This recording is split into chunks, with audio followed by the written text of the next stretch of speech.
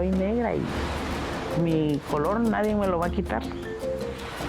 Sí, ni mi sangre nadie me la va a sacar. Si no es mía y la defiendo.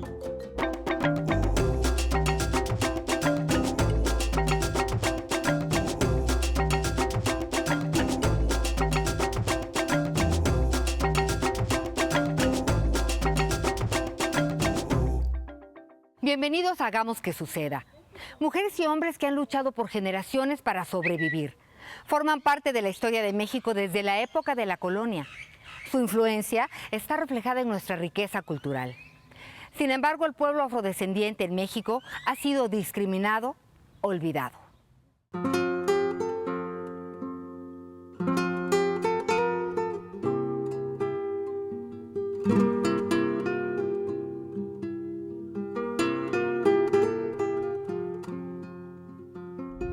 Las raíces africanas en nuestro país son profundas y ancestrales. Los primeros afrodescendientes llegaron a nuestro territorio hace más de 500 años, junto con los conquistadores españoles en calidad de esclavos. Así comenzó la historia de la llamada Tercera Raíz de México.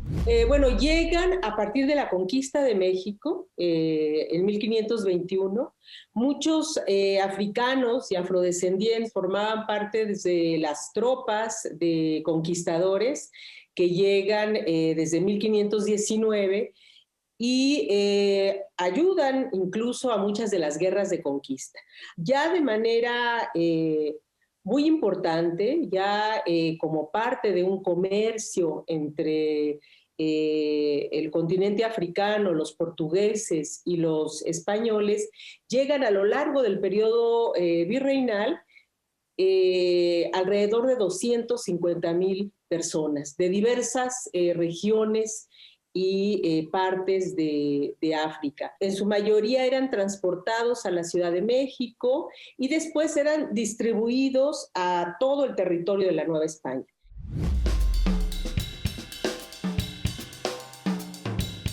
Yo creo que desde el momento en que traen a los africanos de diversas culturas, diversas regiones de África a estas tierras y de manera específica a México, lo que hoy es México, pues sabemos que los africanos no eran esclavos, los esclavizaron y por tanto el trato era inhumano, en el que no le permitían ni siquiera pensar por sí mismo, ¿no?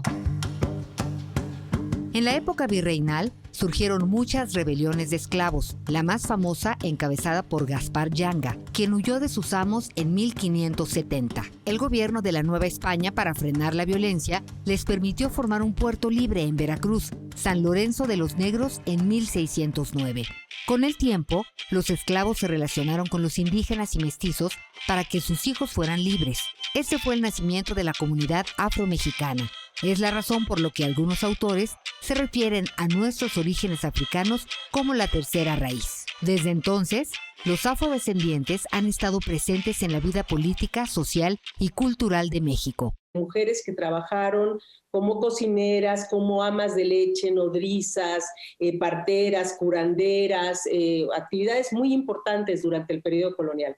También fueron trabajadores en las minas, trabajaron en los obrajes y en varios oficios. Y, por ejemplo, tenemos a un pintor mulato muy destacado, Juan Correa, que estuvo activo desde finales del siglo XVII, principios del XVIII, y que realizó obras para todo México, para entonces la Nueva España, un pintor barroco muy notable.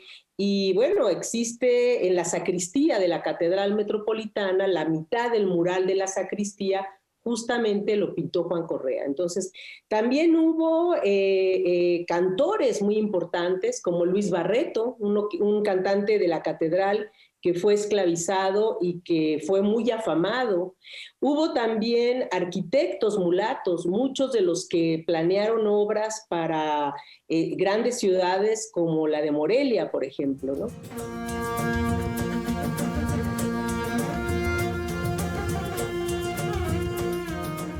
Hasta ese momento, la población de descendencia africana no contaba con reconocimiento ni derechos. por lo que se identificaron con el movimiento insurgente de 1810 que exigía la abolición de la esclavitud. Antes de que estallara la Guerra de Independencia, aproximadamente 10% de la población era afrodescendiente. Muchos de ellos formaron parte de las huestes de la insurrección, hombres diestros acostumbrados a resistir cualquier adversidad, que lucharon por la independencia de la patria. Ha habido, por lo menos desde el siglo XIX, un silencio y un menosprecio a las poblaciones de origen africano. Uno es porque con la idea de convertir a México en un Estado-nación independiente y homogéneo, se trata de negar la multiplicidad de grupos que lo forman. Pero también las ideas del racismo, las ideas de la raza, llegan a México a mediados del siglo XVIII y empiezan a tener serias repercusiones. Es decir, la historia oficial niega la presencia de africanos y afrodescendientes porque se les atribuyen a estas razas inferiores, más obscuras, entre comillas, menores virtudes, y también se les considera que solo pueden ser considerados como esclavizados. Entonces, de esta forma no aparecen en los libros de texto, no aparecen en los museos, no aparecen en la memoria social de México. Que seamos de color, que no se avergüence de nuestro color, que se unan a nosotros, que no se sientan, que no los discriminen, porque en esta vida todos somos iguales, sí. Por más un color que sea blanco o negro, como sea. La invisibilidad, yo creo que es la peor de las discriminaciones. Y nosotros, hacia los afromexicanos, hemos tenido una invisibilidad histórica, una invisibilidad de Estado. Ha sido terrible como cuando se dejan de contar los negros en nuestro país, entonces, ¿cuándo en la historia de México alguien te ha explicado que José María Morelos y Pavón no nada más usaba el paliacate porque le dolía la cabeza, sino porque tenía el pelo 3 veces más chino que yo y no podía con su cabeza? Sí, claro. Cuando nos pintan, tú ves figuras de Vicente Guerrero, pinturas de Vicente Guerrero, y lo ponen muy estilizado, muy europeizado, ¿verdad?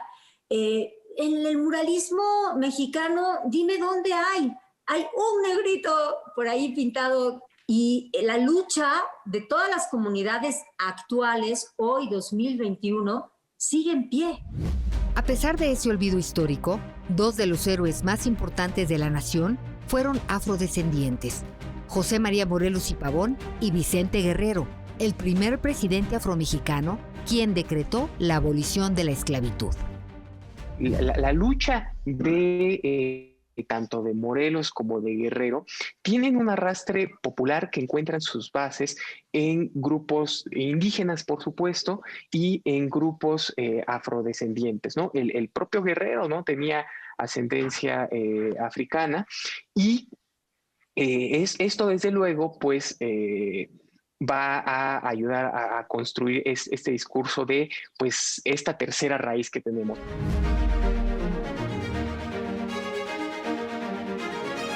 Vicente Guerrero era un personaje, digamos, modesto, de origen bastante modesto. Nació en la ciudad de Tixla. Era hijo de un arriero también, un sirviente de origen mestizo, y de una mujer registrada en los documentos de la época como española. Es decir, que Vicente Guerrero sería, pues, obviamente un mestizo.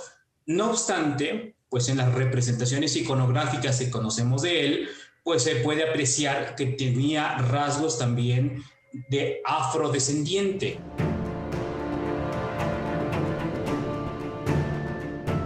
Es un personaje que no es de esta élite, no es particularmente educado, es arriero, se dedica a eso, ¿no? Le pasa un poco como a Morelos. Y el hecho de ser arriero le da una profunda ventaja. Conoce la región. Entonces, cuando finalmente las tropas de Morelos van llegando a esta zona, pues él decide ponerse a las órdenes, desde luego no propiamente de Morelos, sino a las órdenes de Hermenegildo Galeana, que uno de los brazos derechos de Morelos, ¿no? Vicente Guerrero destacó por su destreza militar, su valentía, su liderazgo, lo cual fue reconocido por José María Morelos, quien lo nombró capitán, ordenándole instruirse en el manejo de armas, la fabricación de pólvora y las estrategias de guerra.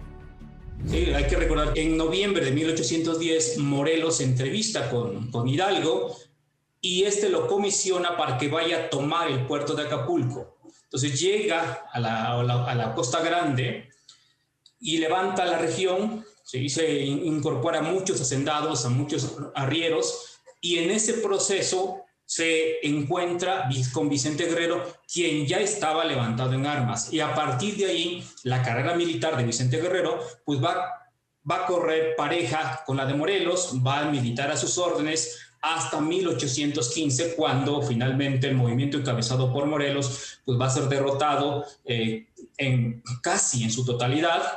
Morelos es fusilado y Vicente Guerrero pues tendrá la gloria en ese caso de ser el continuador, el que preservó la llama de la insurrección después de la muerte de Morelos, entre 1815 hasta 1820. Allí tenéis a Guerrero, a ese hombre que nos envidian las naciones más grandes de la tierra, para quien los reveses eran razones para ser fiel, para quien la esperanza era un motivo para perseverar, para quien la miseria no era un obstáculo, para quien la familia no era una cadena que lo atara al poste de la inacción, para quien la envidia era un sentimiento desconocido, para quien la cobardía era una vana palabra, para quien los alimentos estaban en los bosques y las municiones en las cartucheras del enemigo. Ignacio Manuel Altamirano, escritor. Guerrero continuó luchando por una causa que todos daban por perdida.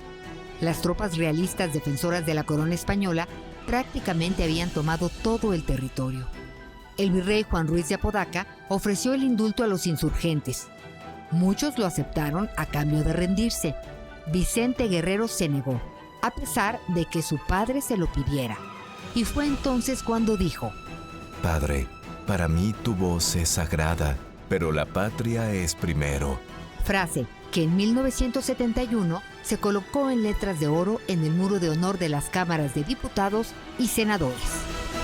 Y fue el único, hay que decirlo esto pues, con mucha fuerza, fue casi el único insurgente que no se dio al indulto y no se dio a la lucha hasta que hubo un pacto más conciliador como el de Iturbide. O sea, él estuvo casi 7 años resistiendo en la guerrilla, prácticamente solo, bueno, con sus tropas, pero sí tuvo un desempeño muy leal y muy patriótico.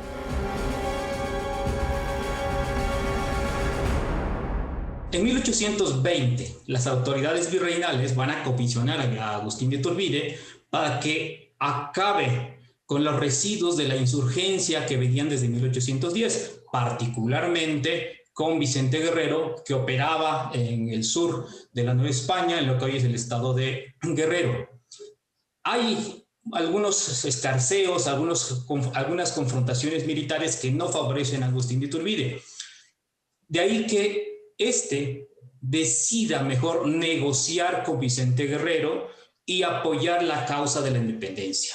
Obviamente era un proyecto independentista que no se ajustaba del todo al que habían tenido en mente los primeros insurgentes, particularmente Morelos y compañía.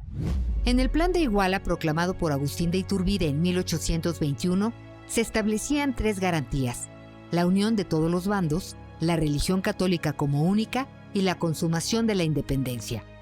Iturbide entró con el ejército trigarante a la Ciudad de México, proclamó la independencia y después de un periodo provisional se coronó emperador. Su imperio duró casi un año.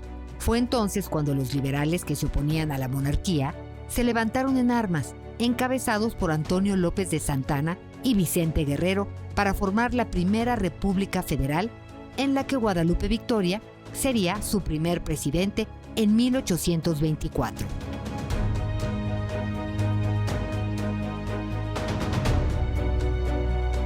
En 1828, Vicente Guerrero se convirtió en el segundo presidente de nuestro país y en el primero afrodescendiente. Su presidencia duró solo 9 meses, pero marcó la historia de nuestro país con el decreto de la abolición de la esclavitud, el fin de las castas y la expulsión de los españoles del territorio nacional.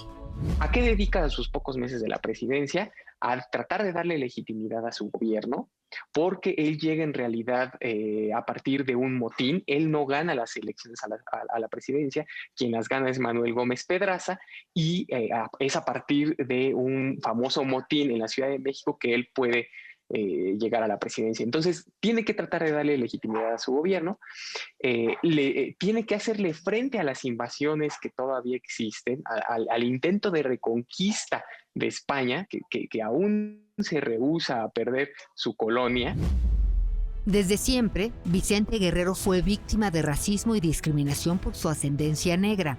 De hecho, muchas de las imágenes que existen en los archivos históricos lo presentan con tez clara y facciones finas, con la intención de disimular su origen mulato. Sabemos por autores como Carlos María Bustamante que Guerrero tenía el cabello rizado y la tez oscura. O sea, el primer cuadro que tenemos, el retrato de Vicente Guerrero, es el que está en el Museo del Castillo, el Museo Nacional de Historia, y ahí aparece mucho más moreno. Y si vemos otras imágenes ya del 20, cada vez está más blanco. Y el hecho es que además los mexicanos todos conocemos a Vicente Guerrero, pero nadie sabe que era un mulato.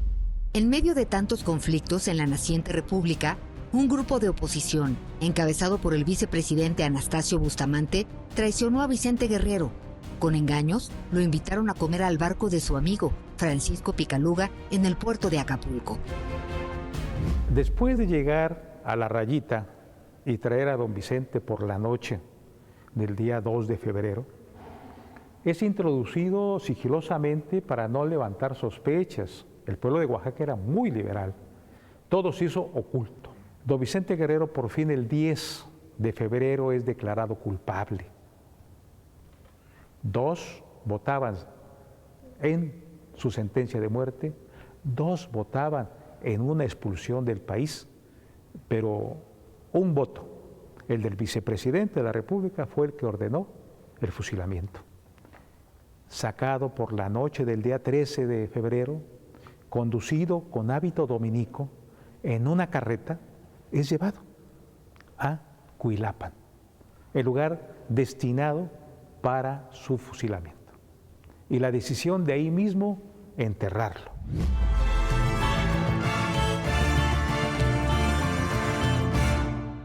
Vicente Guerrero fue acusado de traición a la patria. Fue llevado primero al convento de Santo Domingo de Guzmán para encarcelarlo, pero ante la embestida de sus simpatizantes para tratar de liberarlo, lo trasladaron aquí, al convento de Cuilapan. Justo donde hoy está su estatua, lo fusilaron un 14 de febrero de 1831.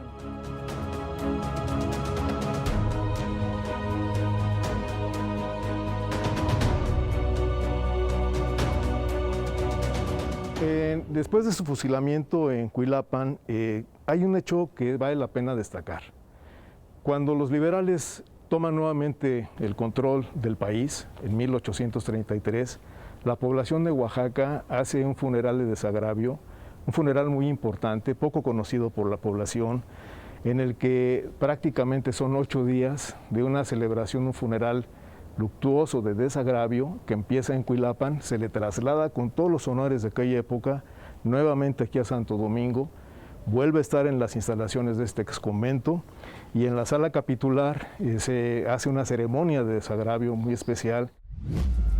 Conocer la vida de Vicente Guerrero nos hace reflexionar sobre las desigualdades sociales que hemos arrastrado por siglos.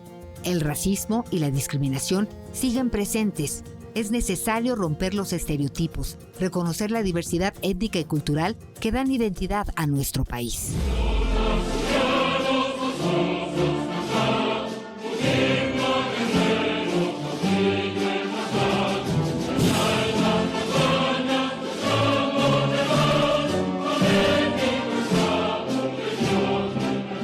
Nacer en México y ser una persona negra, que se asume orgullosamente afromexicana y que forma parte de las afrodescendencias de este país, es un proceso que te muestra una serie de representaciones y narrativas de vida sobre mi negritud, la memoria histórica de este país, sobre las narrativas de vida de mi familia, pero debo de reconocer que ha sido un proceso complicado, porque siempre ha estado empañado de cierto tipo de niveles de violencia o prácticas discriminatorias, comentarios racistas, actos racistas que vivo de manera directa. Incluso desde muy pequeña viví ciertas situaciones en espacios educativos o en espacios familiares o con amigos, conocidos, en donde la misma sociedad se encargó de reconocerme como una persona no nacional. Es decir, se me etiquetó como si yo fuera una persona extranjera, como si yo no fuera mexicana. Consideraron que no era una persona valiosa. Esto afectó, por supuesto, de alguna manera mi autoestima.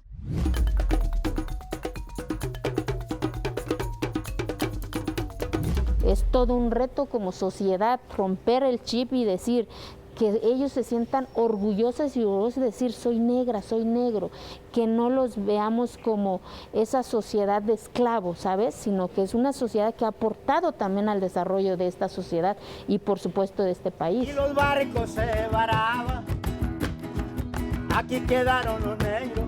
Este movimiento afromexicano inicia por 1997, justo por la lucha por el reconocimiento constitucional, porque cuando se hizo la primera constitución, con el discurso del mestizaje, ¿verdad?, quedamos ahora sí borrados en la constitución y se inició esta lucha. La lucha por el reconocimiento del pueblo afrodescendiente dio un salto cuando por primera vez fueron tomados en cuenta para el conteo del INEGI en 2015. Pues logramos, y eso sí te lo digo con mucha alegría, la primera iniciativa de ley que presenté en el Senado de la República en octubre del 2018, acabadita de entrar, fue precisamente que ellos pudieran formar parte del segundo constitucional y propusimos un espacio específico para que estuvieran junto con los indígenas, pero con su propia autodeterminación. Los afromexicanos fueran considerados un pueblo originario, constituirían en número de personas el tercer grupo étnico en importancia, solo después de los náhuatls y mayas. Entonces, ya salió en el Diario Oficial de la Federación, si mi memoria no me falla, fue el 9 de agosto del 2019, así es que no, ya sé que son mexicanos como todos nosotros, pero por haber vivido toda esta invisibilidad y por todas estas cuestiones que siguen tristemente viviendo, de bajarlos de un camión, de etcétera, etcétera, tenían que estar en la Constitución. Estamos creciendo y por eso México nos está reconociendo por nuestro color, nuestro trabajo y nuestro orgullo que somos negros. Hoy existen en nuestro país 2,5 billones de personas que se reconocen como afromexicanos o afrodescendientes. Representan 2% de la población. Se encuentran en todos los estados de la República Mexicana. La mayor parte se concentra en Guerrero, Estado de México, Veracruz, Oaxaca, Ciudad de México y Jalisco. 7% habla una lengua indígena. Vicente Guerrero es un héroe nacional, benemérito de la patria. Conocer la historia es la oportunidad de reconocernos, de sentirnos orgullosos de esta grandeza multicultural y la oportunidad de enmendar la deuda histórica con el pueblo afromexicano. Y me niego absolutamente a ser parte de los que se callan, de los que temen, de los que lloran. ¿Por qué me acepto? Rotundamente libre, rotundamente negra, rotundamente hermosa. Hagamos que como un pañuelo viejo